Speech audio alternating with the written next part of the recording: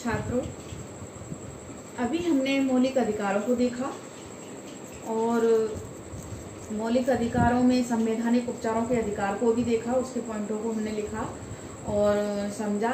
उसके बाद हम इसमें एक प्रश्न आता है, बहुत ही महत्वपूर्ण प्रश्न है कि मौलिक अधिकार एवं नीति निर्देशक तत्वों में क्या अंतर है। ये बहुत ही परीक्षाओं के लिए महत्वपूर्ण प्रश्न है। सभी छात्र इसकी तैयारी करेंगे और लिखेंगे। भारतीय संविधान 22 भागों में जो विभाजित है, उसमें से भाग 3 में मौलिक अधिकारों का वर्णन है और भाग 4 में नीति निर्देशक तत्वों का वर्णन है। नीति निर्देशक तत्व क्या होते हैं, मौलिक अधिकार क्या होते हैं, इनके अंतर को सभी छात्र समझेंगे कि मौलिक अधिकार नागरिकों की चहुमुखी उन्नति के लिए शासन द्वारा प्रदत्त अधिकार हैं और नीति निर्देशक तत्वों से हमारे सामाजिक और आर्थिक जीवन को लाभ होता है, व्यक्तिगत लाभ होता है। और जो मौलिक अधिकार हैं वो अमेरिका के संविधान से लिए गए, यानी उसके सहयोग से हमने मौलिक अधिकारों को अपनाया है। और जो नीति निर्देशक तत्व हैं वो हमने आयरलैंड के संविधान से लिए हैं। इनमें जो अंतर हैं उनको सभी छात्र बारी पॉइंट से लिख लेंगे। हमने उनके अंतरों को यहाँ लिखा हुआ है और हमारी किताबों में भी अंतर दिए हुए हैं। मौलिक अधिकार आज हमारा विषय है, सिविक्स में देखेंगे, सामाजिक विज्ञान में। ये जो प्रश्न है सभी कक्षाओं में आता है, 8वीं 7वीं 9वीं 10वीं 11वीं 12वीं कला समूह के सभी छात्र इस प्रश्न की तैयारी कर सकते हैं। यहाँ हम देखेंगे, आज का प्रकरण है मौलिक अधिकार एवं नीति निर्देशक तत्वों में अंतर। मौलिक अधिकार, नीति निर्देशक तत्व। पहला पॉइंट है, यहाँ हम ध्यान से देखेंगे, मौलिक अधिकार भाग 3 में दिए हैं। यानी हमारे जो संविधान के भाग 22 है ना, उसमें तीसरे भाग में मौलिक अधिकार दिए हैं और नीति निर्देशक तत्व भाग 4 में दिए हैं।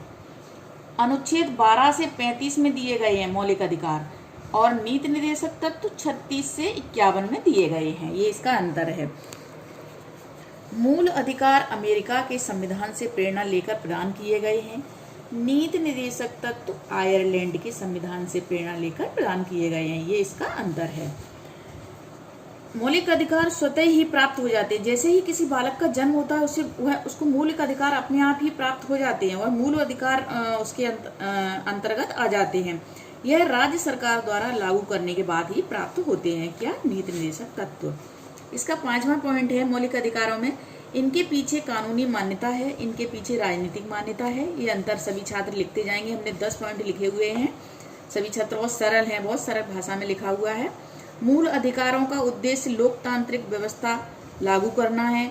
इसका लक्ष्य सामाजिक आर्थिक लोकतंत्र की स्थापना करना है।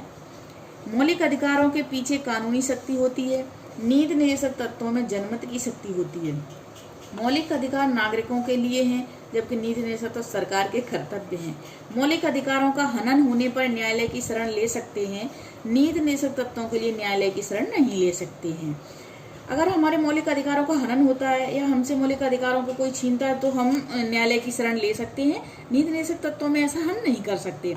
मौलिक अधिकार साधन है, ये साध्य है, इनका क्षेत्र व्यापक है। नीति निर्देशक तत्वों का क्या क्षेत्र है जो व्यापक है और मौलिक अधिकारों का क्षेत्र सीमित है। इसलिए जो 10 पॉइंट हैं, अंतर हैं, ये जो प्रश्न परीक्षाओं में आता रहता है, इस प्रश्न की सभी छात्र जरूर तैयारी करेंगे और अपनी छात्र सभी इस प्रश्न को नोट करेंगे, लिखेंगे।